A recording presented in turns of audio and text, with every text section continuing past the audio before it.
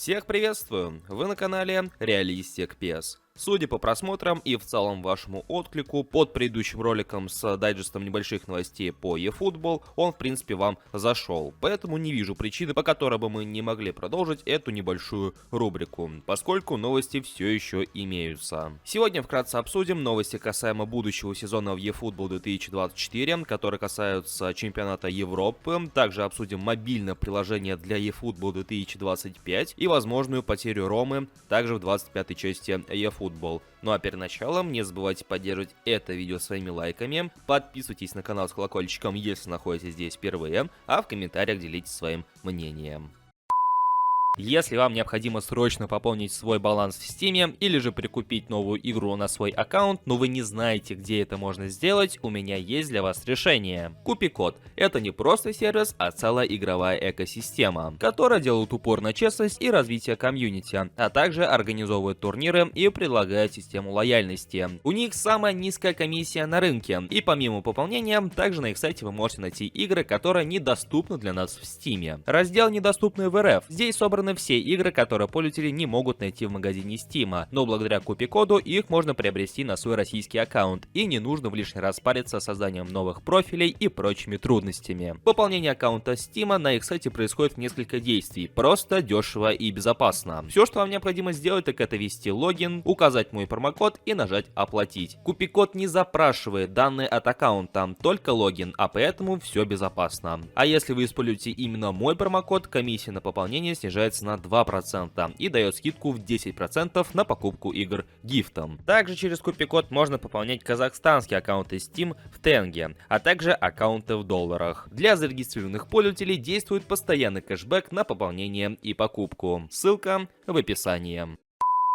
И начнем мы с новостей, которые отчасти касаются eFootball 2025, поскольку одна из тем напрямую затрагивает вопрос лицензии, достаточно острый как для Konami, так и для их проекта. Не так давно всплыли новости и в целом слухи касаемо того, что Konami могут потерять лицензию на один из партнерских клубов, а если быть точнее, то на итальянскую Рому. Как вы помните, не так давно выходил пак с игроками римского клуба, а именно бигтаймовский пак, и после релиза этого пака Konami выпустили небольшую новостную сводку, в которой сообщили о некоторой проблеме. И если я все правильно понял, то в описании к этому паку Konami сообщали о том, что в скором времени планируется проведение турнира, наподобие тех, что были с другими партнерскими клубами, с Баварией, с Манчестер Юнайтедом, Барселоной, Арсеналом и так далее. Но суть в том, что таких планов у Konami нет, и по сути это просто опечатка. И исходя из этого сообщения, в котором говорится именно об этом, почему-то некоторые блогеры по FIFA, той же самой FK24, FK25,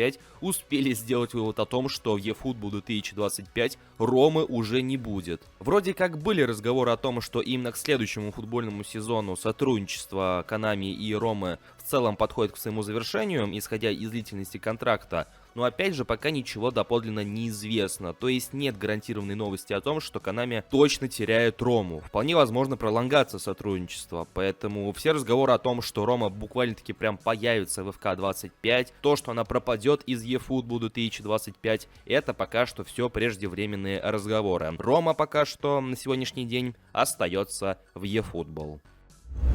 Не так давно Ренан Гальвани в своем твиттер-аккаунте сообщил одну интересную новость, которая касается возможного мобильного приложения для eFootball, которое в свою очередь планируется на 2025 год. Если вы в целом следили за FIFA раньше и в целом знаете, как работает у них Ultimate Team, то помимо в целом самой игры, вот FIFA и Ultimate Team внутри нее, у этого онлайн-режима также имеется свое мобильное приложение, которое позволяет редактировать состав, по сути, дистанционно, участвовать в рынке, то есть торговать картами, и прочие подобные мини-функции, которые позволяют заходить в Ultimate Team и что-то там делать дистанционно. И Гальвани сообщает о том, что Konami, судя по всему, задумались о чем-то схожем, и к 2025 году планируют сделать подобное приложение только уже для своей игры. В принципе, задумка неплохая, просто вызывает вопрос, а что они собираются реализовать в рамках этого приложения, потому что если же брать пример FIFA и их мобильного приложения, у них есть Ultimate Team, в котором помимо паков также имеется тот же самый рынок. И это самое мобильное приложение позволяет в нем, по сути, участвовать, продавать карточки и покупать другие. В то время как в eFootball подобной функции нет. И спрашивается, а для чего тогда eFootball подобно мобильное приложение? Только для того, чтобы дистанционно открывать паки? Ну, не знаю, кому это нужно, учитывая,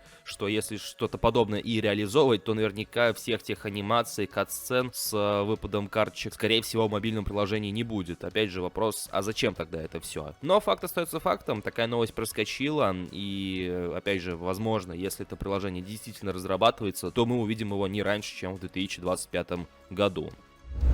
И не отходя далеко от кассы, остаемся с Гальвани и его твиттер-аккаунтом. Не так давно блогер также подтвердил ранее известную информацию о том, что 7-й сезон в eFootball 2024 станет последним в рамках непосредственно 24-й части, и этот сезон придет вместе с обновлением до версии 3.6.0. Опять же, всю эту информацию мы имели на руках ранее, и мы ее также обсуждали в отдельном ролике, который выскочил в правом верхнем углу. Также он подтверждает ранее известную информацию о том, что предстоящий сезон и мини-обновления будут посвящены именно чемпионату Европы, хоть на него и не будет лицензии, но по аналогии с чемпионатом мира, по фейковому турниру, то есть те же самые карточки, ивенты и так далее. Ну и как уточняет Гальвани в конце, сейчас весь фокус у Konami сосредоточен именно на eFootball 2025. Что именно они там сосредотачивают, не до конца понятно, учитывая, что у нас на руках игра-сервис, которая из года в год не сказать, что прям глобально меняется, но тем не менее принимаем эту новость как данность. Ну а на этом наш небольшой дайджест подходит к своему завершению. Всем спасибо за просмотр, всем спасибо за вашу активность и услышимся в следующих видео.